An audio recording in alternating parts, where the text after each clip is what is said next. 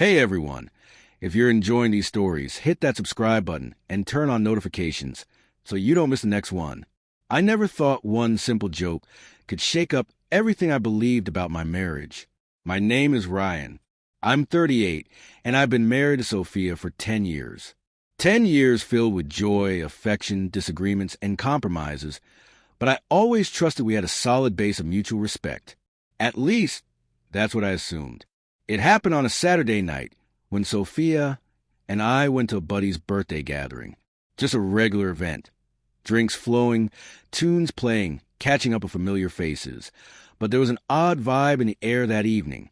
Maybe it was my imagination, or maybe it was her. I hadn't figured it out yet, but I sensed some strain building up before anything even went down.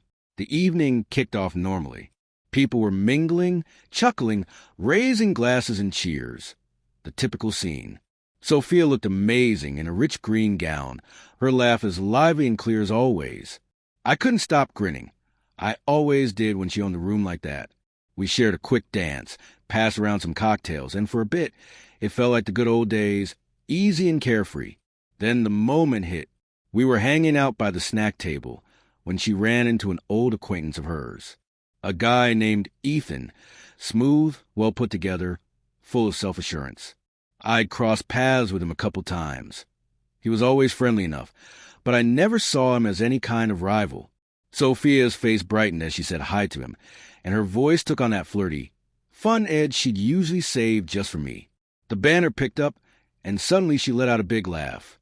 "Ryan," she said, tilting into her wine glass with a grin, "here's to actual men, not my husband." In that split second, everything seemed to stop for me. I heard the chuckles spreading around us, hitting my ears like a chill breeze. Those words weren't merely playful. They felt like a put-down, a way to belittle me openly in front of others, undermining all the effort I'd put in and what I thought my place was in her world. I held back right away.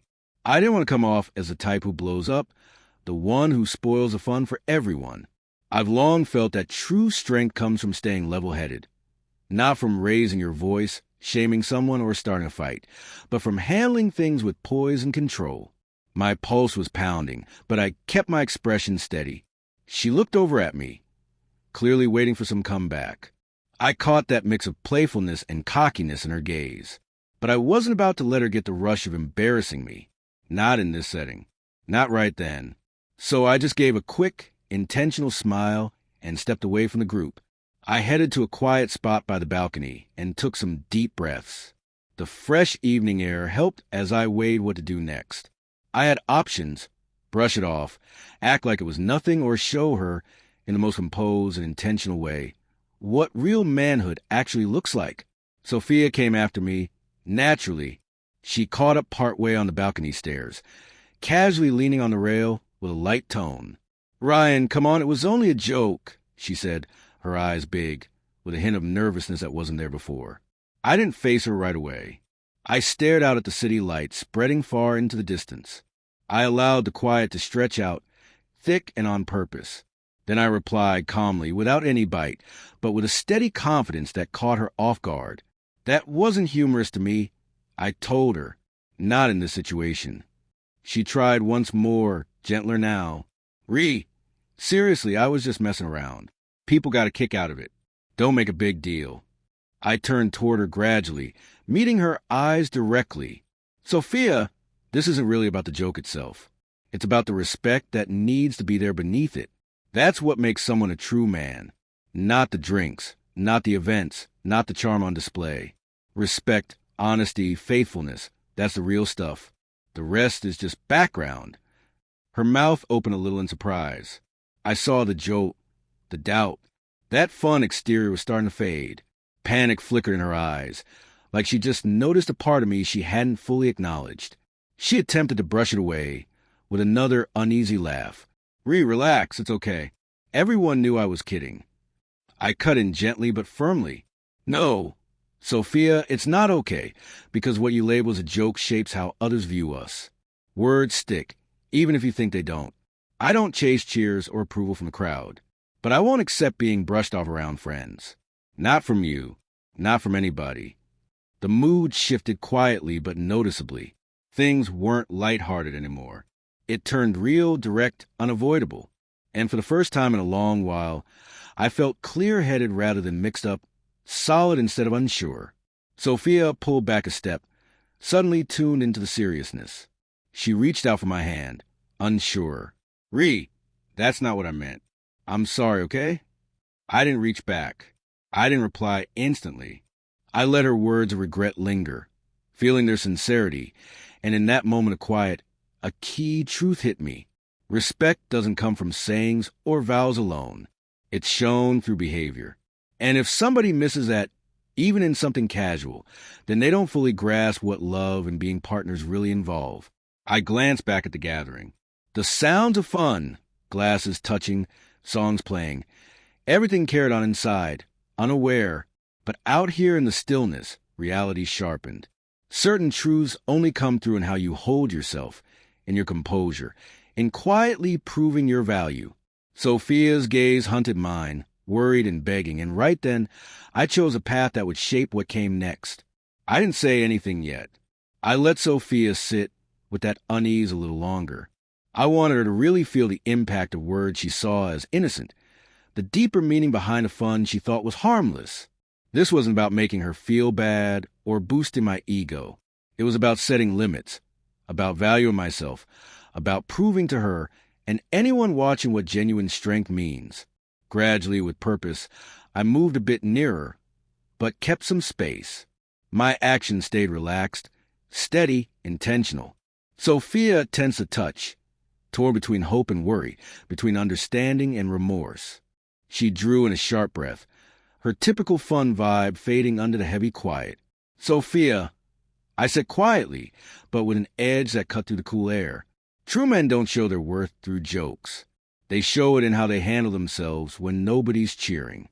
They prove it when respect gets challenged, not just when it's handed out easily. Her eyes glistened with building tears, and she pressed her lips together. I sensed her pulse quickening, matching mine, but mine stayed firm in determination, hers shaky and awakening. She never saw this coming.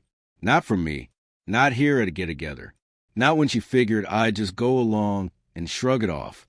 But I wasn't shrugging it off. I need you to get this. I went on. I've been with you for 10 years. I've cheered your wins, supported you in tough times, shared your laughs, been there when others weren't. But love isn't about giving in. It isn't about taking jabs or being put down around people. Love requires respect both ways. Got it? Her hands shook a bit by her sides. She gave a nod, but her look said she wasn't totally there yet. She wasn't accustomed to this side of me, the steady, collected, unbreakable version. And perhaps that's exactly what she needed to witness. That I'm not only the guy who rolls with her teasing or ignores the digs. I'm deeper than that. I have boundaries, values, self-worth, and I'm ready to stand by them. Sophia's words came out soft, almost hushed. "Ree, honestly, it was just meant as fun." I shook my head gently but firmly. It didn't land that way for me, and it can't happen like that anymore. I won't let my worth be doubted. Not privately, not out here, not ever. That's what separates pretending from being authentic. Sophia.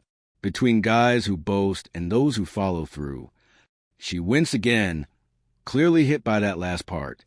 It touched a sensitive spot. I saw it in her tightening posture, the quick breath she took. She hadn't braced for pushback. She'd only expected agreement. But expectations don't always match reality. I breathed out slowly, building the moment and then easing it. I wasn't mad, not truly. Anger fades fast. It's reactive. This was different. Clear-minded strength. The quiet force of knowing your own value. Then I surprised her with a smile, not mocking, not gloating, but compassionate. A smile full of our shared history, love, forgiveness for past slips, but remembrance too. A smile that meant, I'm still here. This is still me. Sophia's expression eased a fraction, the tightness in her body softening enough to reveal the vulnerability underneath. She stepped closer, tentative. "Ryan, I truly didn't see it that way. I didn't intend." I raised a hand softly. "Stop. Just stop. Deeds matter more than explanations, Sophia." And the only thing that counts now is moving forward. How we handle each other. How we show respect or choose not to.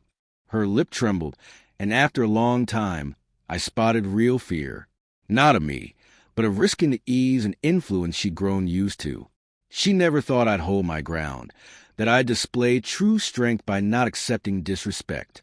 She didn't expect me to protect my dignity quietly, without yelling, without drama, without extra words. "Please," she said softly again, with real urgency this time. "Please, it was only a joke." I shook my head. "No, Sophia, respect isn't something to joke about. It's essential. And if we keep going, it has to go both ways. Or else the base weakens and it all comes down." Silence hung there, thick and lasting, like the night was holding its breath. Faint laughs and music drifted from inside. The world continued, blind to our turning point. But for us, a change had happened. Sophia finally looked down, pressing her lips tight, and I felt a touch of humility, recognition, maybe sorrow. I get it," she said quietly. "I honestly didn't consider." "You didn't consider?" I replied, voice even gentle, firm, "Because you figured I'd always overlook it. I won't, not from now on. Real men, real partners, step up when it counts, even if it's tough." Tears filled her eyes now, the most genuine feeling I'd seen from her in ages. I stayed put, letting her face the consequences of her choice, letting her deal with the truth of her comment. In that intentional space, I experienced a deep sense of strength, not from control, but from self-value, from steady assurance, from knowing I'd set a boundary and wouldn't cross back over it. That night, Sophia's teasing grin disappeared completely. The joke was over. The teaching moment had started. And right then, a crucial insight struck me. Respect isn't forced. It's lived out. It's recognized. And if somebody overlooks it, even in a small, offhand remark, they haven't yet grasped the full picture of love, partnership, and what it really takes to be a man.